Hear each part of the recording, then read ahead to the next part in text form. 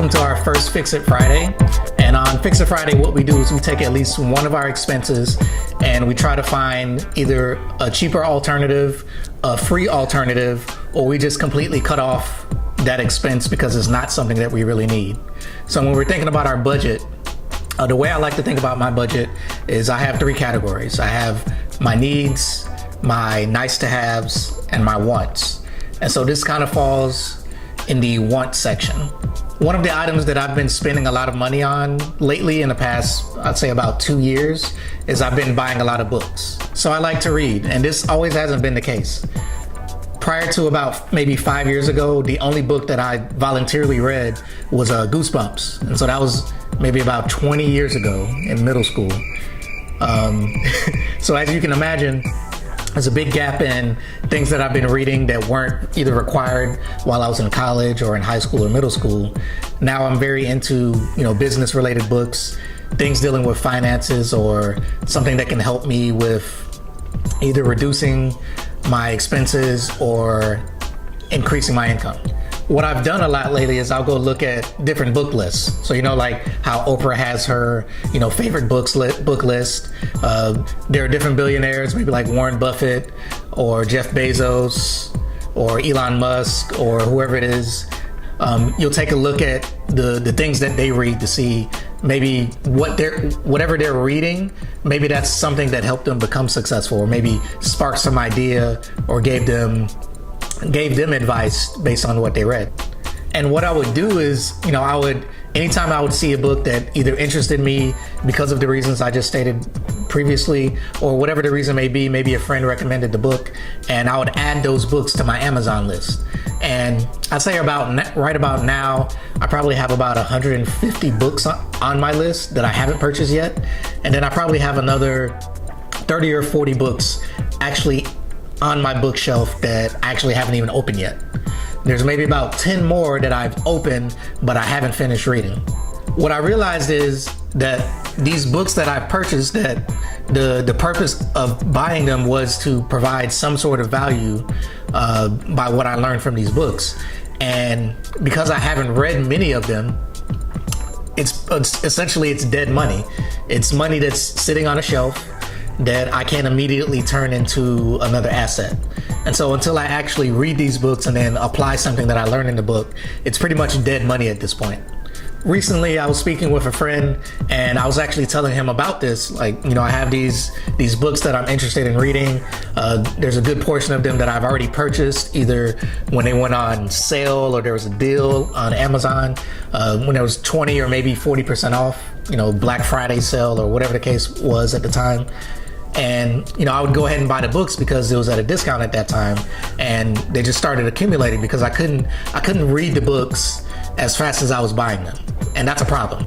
Before, I wasn't a huge fan of using audiobooks because, when you're listening to an audiobook, it really depends on what else is going on around you. So if I'm at home and maybe there's someone talking, or if I'm at work and I'm on a break, but other people are around and they want to talk to you, whatever the case may be, I can get easily distracted when I'm reading a physical book.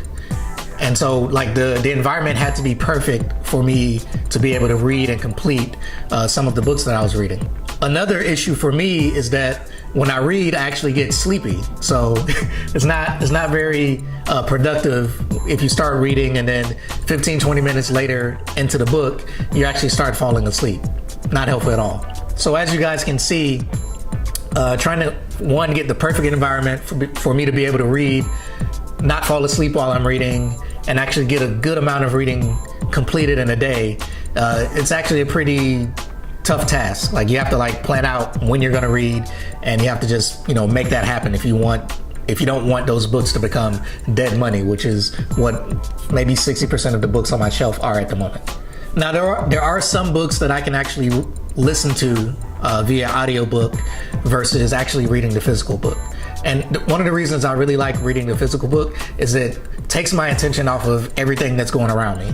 So if I have my cell phone out and I'm listening to the audiobook on my phone, I'll probably start looking at notifications. I'll probably start reading emails, maybe responding to a text.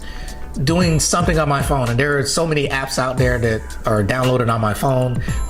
Most of them I have the notifications turned off, but there are still some where I'll receive the notification, and that's just another distraction to keep me away from actually completely, staying focused on reading. So I decided to switch to audiobooks for certain books that I'm reading. If it's something that I didn't feel like I'd have to go back and read over again, or there's something like a chart or something that I had to get out of that book, then I felt that, actually listening to the audiobook was a pretty good idea, and it could probably save me money. The first thing I did was I got an Audible subscription. So usually when you first sign up for Audible, you'll get, 2 books in a month, and you'll get it at a discount for maybe 2 or 3 months. You'll get a discount. But after that time limit is over, you're basically getting charged about $15. I think it's $15 now per month to read or listen to one book. Now, the good thing about this is that I'm limiting myself to one book. So if I'm listening to the audiobook through Audible, or maybe you have another app that you use, then I'm not buying another book, because, I have that one book. I'm going to make sure I read it before the month is over, and I'm stopping myself from purchasing new books. At $15 a month, I'm spending $180 a year to listen to audiobooks. Now, of course, if I'm actually getting some value from those books, then it's great. It may be money well spent. But if there's some cheaper alternative, or maybe a free alternative that you can use, then that sounds like the best bet to me. Now, after having this discussion with a friend, he actually recommended an app called Libby. Now, with Libby, that's Libby, you can actually connect to your local libraries, and whatever your library has access to, you can either read the ebook or you can listen to the audiobook, and it's completely free. There's no charge as long as you have access to a library. You have a library card, you go to your local library, they'll ask you for your ID or whatever information they need to give you a card. And so once you sign up for your library card, you then sign up for Libby and you connect to your library. They'll ask you for your library card information, and now you have access to listen to any audiobooks that they have access to on your phone. I previously heard about this option when I first got my library card at where I live now, and the first couple of books that I looked up, they didn't have the books, and so I was kind of disappointed. And I read a couple of the ebooks through Libby. Overdrive is actually what led me to Libby, because Overdrive's audiobooks are sourced through the Libby app. Now, with the disappointment that the first couple of books that I wanted to listen to, they weren't actually available through my library, I pretty much stopped there. Every once in a while I'd go back and check to see if some new book that I want to read, if they either have it at the library physically, or if they have the ebook, or if they have the audiobook. And there were just too many books to my liking that weren't available at my library. Now, what you can do to increase the number of books that you have available is you can connect to more libraries. When I was in college, I had a library card at the local library in that area. It's not the area that I grew up in. I also had a library card back to my old home where I actually grew up at, and then I had a library card also with now where I currently live. So you're not limited to only adding one library. You can add multiple libraries in different areas, and if you have a friend, like the friend that told me about this option, you can use their library card as well. And so now you have more than just one library that you can look at.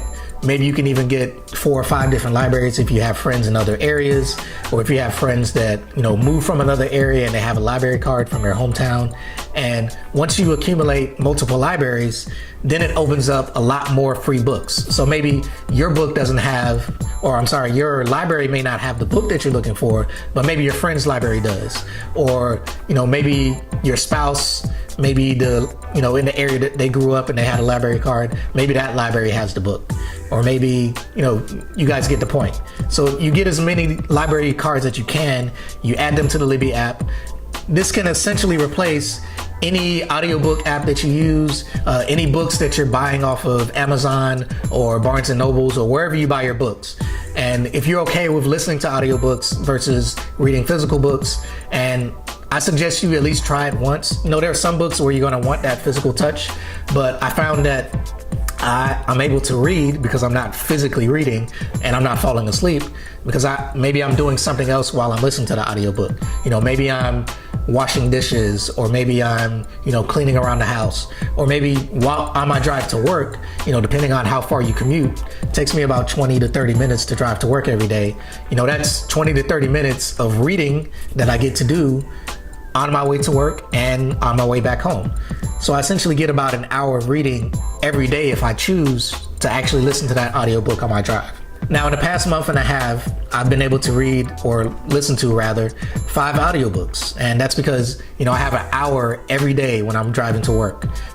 Driving there and driving back, I have about a total of an hour. Some of these audiobooks can range from, being 2 hours long. And from what I can remember, I think there was a book that I read that was about 10 hours long.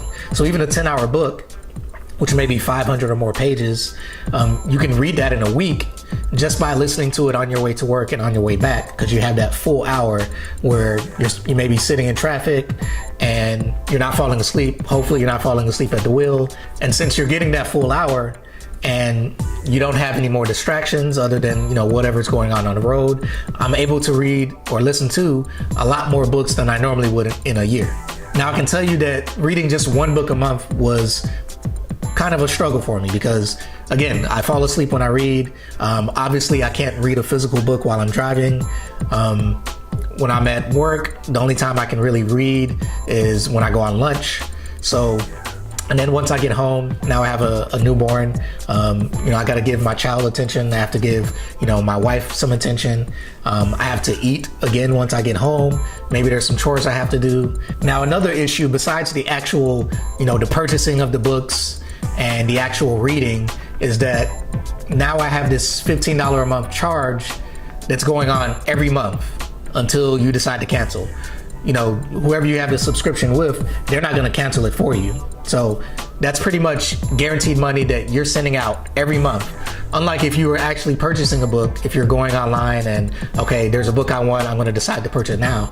No matter what, that charge is going on every month until the end of time, or until your card gets declined. So even though I was probably saving money because, sometimes I bought more than one book a month, and, the books that I was purchasing range between usually $10 and $15 anyway. So just getting the subscription did save me money, but if I could find a free alternative, which using the Libby app and the Overdrive app as an ebook and audiobook alternative to reading actual physical books, and then of course going the old school route of actually going to the library and getting the physical book if it's a book that I feel that I need a physical copy of, that's the best way to go. So that's one easy way to save you at least $180 a month if you're a person that uses Audible. Go to your local library, grab some of your friends and family if they live in different areas, and get their library card number, add them to your app, and you can essentially have access to pretty much all the books that you may be interested in through your local library and your friend's library. Speaking of Amazon, if you're actually an Amazon Prime member, you also have access to free ebooks through Amazon. So there's the Amazon Prime Reading, which is different. There's another program that they have called Kindle Unlimited, which is a paid option. Amazon Prime Reading is specifically for people that are Amazon Prime members. So you're already paying for the membership, $99 a month, or whatever it is right now. You're already paying that for the year. That's one option that you have if you can't find the book that you want at your local library or through the Libby app with the audiobook and the ebook options. So you can actually read ebooks through Amazon for free by using the Kindle app on your computer or on your phone, on your tablet. You can actually get access to a lot of ebooks that way as well. Now, we've spoken about a few different ways that you can save on if you're an avid reader, or if you're looking into reading a little bit more and maybe you're not able to find books as easily or as cheap as you would like them to. Of course, you want to start off if you're buying physical books. If you can handle actually listening to books, I know some people don't like it. I didn't initially like it, but I'm more of a fan now because, I'm more focused now on what's going to actually save me money. So the first option is, you get an account with someone like Audible, or maybe there may be cheaper versions out there for, accessing audiobooks, and you reduce your books purchases to one per month because you're getting that one audiobook every month. Then the next step down would be to use an app like Overdrive or Libby to get access to ebooks and audiobooks, and hopefully the library that you link to those apps actually have those available as ebooks and audiobooks. Then of course you can actually go the old school route of actually leaving your house, going to the library and picking up the physical book. The library has a lot of great books. They may not have every book that you want, but there are some out there, and you don't have to always go out and spend your money on books. You can use that money towards paying down debt or increasing your investments. All right, thanks for watching. If you guys have any questions or comments about the options that I mentioned in this video, please leave a comment in the comment section. As always, make sure you subscribe to my channel. Make sure you click that like button if you thought this was a great video and it gave you some new ideas to think of ways to save money, especially dealing specifically with reading. And also hit that notification bell so you'll be notified when my next video comes out. And thanks for joining. You guys have a great day. See you soon.